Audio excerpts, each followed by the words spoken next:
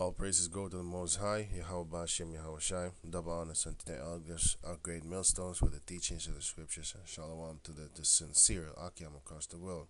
Now I'm going to Genesis chapter 16, verse 1, subtitled Hagar and Ishmael. Now, before I do that, the last chapter, chapter 15, I wanted to show you something quick. Euphrates, it says from Euphrates to um, Abraham was going to get the inheritance, the land from the river Euphrates unto Egypt, right? Now, according to the scholars, that's called the Fertile Crescent. The Fertile Crescent is here, right? Here predominantly. The Fertile Crescent is here. That's the region that has the most how you call it? It's the most fertile on the whole planet Earth. It's really fertile, but not now because those devils are in the land. Okay, those devils are in that land. This is the Fertile Crescent. Now it says right here, what is the Fertile Crescent? I got this from ancienthistoryabout.com. Definition: the Fertile Crescent refers to an ancient area of fertile soil and important rivers stretching in an arc from the Nile to the Tigris and the Euphrates. I'm saying the Nile is from Egypt and stuff like that, you know. It covers Israel, Lebanon, Jordan, Syria, and Iraq. The Mediterranean lies on the outside edge of the arc. Well, I just wanted to show you that. That's the Fertile Crescent. That's where Israel is right now. Okay, this is the Fertile Crescent, the green stuff. It's a really, how you call it, fertile soil. And yeah, but it's not fertile right now because they have to import plants. Import trees. I made a mistake. Import trees. Okay. So yeah, going back to Genesis chapter 16, verse 1, subtitled Hagar and Ishmael. Now Sarai, Abram's wife, bare him no children, and she had an handmaid, an Egyptian, whose name was Hagar. And Sarai said unto Abram, Behold now, the Lord had restrained me from bearing. I pray thee, go in unto my maid. It may be that I may obtain children by her. And Abram hearkened to the voice of Sarai. Which one of you women nowadays would do that, by the way? You can't get kids, so you fix a girl for your man to have children. But anyway, women nowadays ain't gonna do that. So you see, women of the old days, they was conducting different. Doesn't mean they thinking different, feelings and stuff like that. But anyway, verse 3. And Sarai, Abraham's wife, took Hagar, her maid, the Egyptian, after Abraham had dwelt 10 years in the land of Canaan. So she got Hagar after that Abraham dwelt 10 years in Canaan, in the land of Canaan, and gave her to her husband Abram to be his wife. And he went in unto Hagar, meaning sexual intercourse, and she conceived. And when she saw that she conceived, her mistress was despised in her eyes. So Sarai gave Hagar to Abram and like, here, have her.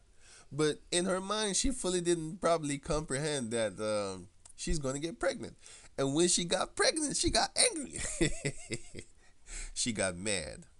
You know what I'm saying? But you're the one that gave her in the first place. She's going to explain. Verse 5. And Sarai said unto Abram, My wrong be upon thee. I have given my maid into thy bosom. And when she saw that she had conceived, I was despised in her eyes. The Lord judge between me and thee.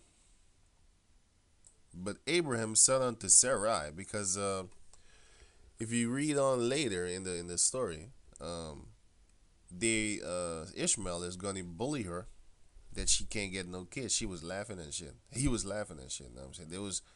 They was feeling uplifted. but she was hating them because she could bear kids. Hagar could bear kids, so Sarai was angry at her, basically jealous. Genesis chapter 16, verse 6. But Abraham said unto Sarai, Behold, thy maid is in thy hand.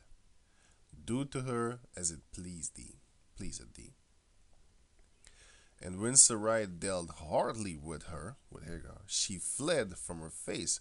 You was putting hell on her. And the angel of the Most High Yahweh found her by a fountain of water in the wilderness, by the fountain in the way to Shur. And he said, Hagar, Sarah's maid, whence camest thou, and whither wilt thou go? And she said, I flee from the face of my mistress Sarai. And the angel of the Lord said unto her, Return to thy mistress, and submit thyself under her hands. And the angel of the Lord said unto her, I will multiply thy seed exceedingly, that it shall not be numbered for the multitude. And the angel of the Lord said unto her, Behold, thou art with child, and shalt bear a son, and shall call his name Ishmael, because the Lord, the Most High Yahweh, had heard thy affliction. Now the word Ishmael, it means just this. The Lord had heard thy affliction. That's what the word Ishmael means. It means the Most High heard. He heareth God. He heareth the Most High. He has heard of the Most High. Okay, it means God will hear. The Most High have heard. He will. It means he has heard of the power. He has heard of Yah Shema Allah Yah Shah Yamar Sha'ala Yamaya Sha'ala Yamaya Sha'ala. That's the real name in Hebrew. Yamaya Sha'ala, meaning Yah, he, Shemayer, heard, Allah means power. So it's God. So he heard God. That's what it means. Okay, going back. Verse 12. Always the name omen nomen, meaning name prediction, is always is always in the same sentence. You can find that. Also with the 12 sons of Jacob, you can find the meaning of the name right there in the same verse after that the name is being read. I'm gonna get to that in the future, most high willing. Verse 12. And he will be a wild man, his hand will be against every man, and every man's hand against him. Because the so-called Arab are wild people. They're fucking wild.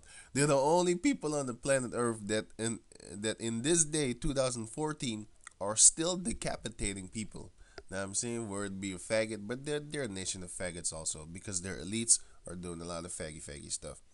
But they'll decapitate your ass. They'll decapitate women. They'll stone women. They're wild people, man. They're the only nation on the planet Earth that like to blow themselves up, screaming Allah Akbar and stuff like that, right? Which Allah is not the name of the Most High. It's not their God's name too, because the word Allah is just the title. Well, it's their God, but He doesn't exist. It's actually a Hebrew word, and they spoke Hebrew because they came out of Abram. Okay, that's why they got the word Allah. Allah Shaja, they used to call him back in those days. Not the Arabs, but the people, the whole world. Anyway, and he shall dwell in the presence of all his brethren. Now, when you look at these so-called Arabs, right?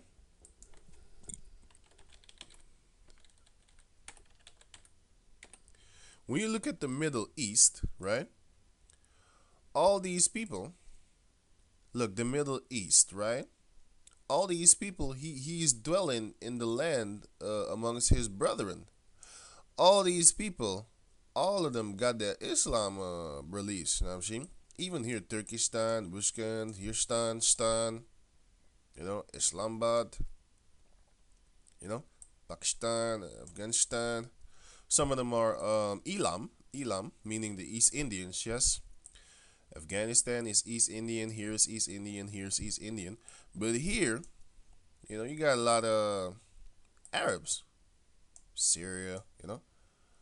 Those are the children of Ishmael, and he will dwell in the midst of his brethren, which the scripture said. He will dwell in the presence of all his brethren. Going on, verse 13. And she called the name of the Lord, Yahweh, that spake unto her, Thou God seest me. That's what she said unto the angel. For she said, Have I also here looked after him that seeth me? You know what I'm saying? After the Most High. If I'm correct, wait a minute.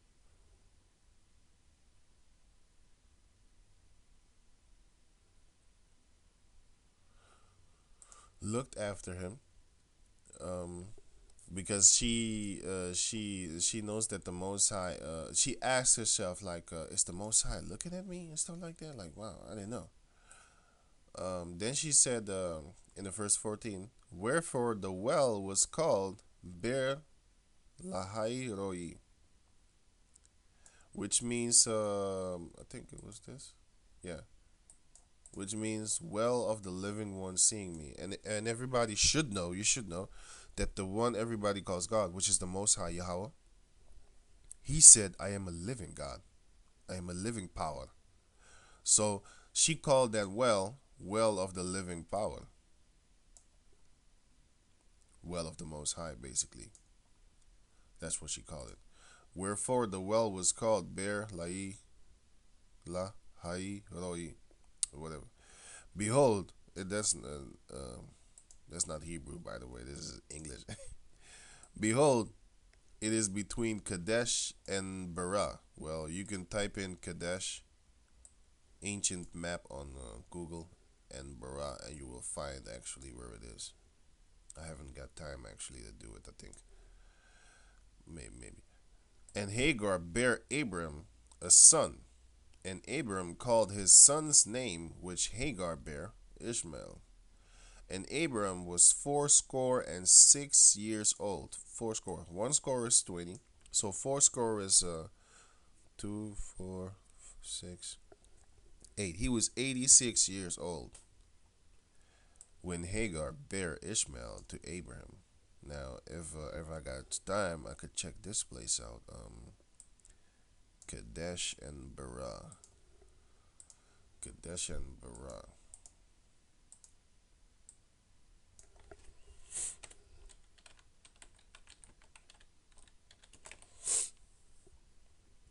Kadesh and Barah. Here, I think I'm going to test here. So see. Southern border of Judah. Numbers 35, 4, 3 and 5. Joshua 15, 1 and 4. 14 BC, where is it? Can't find it.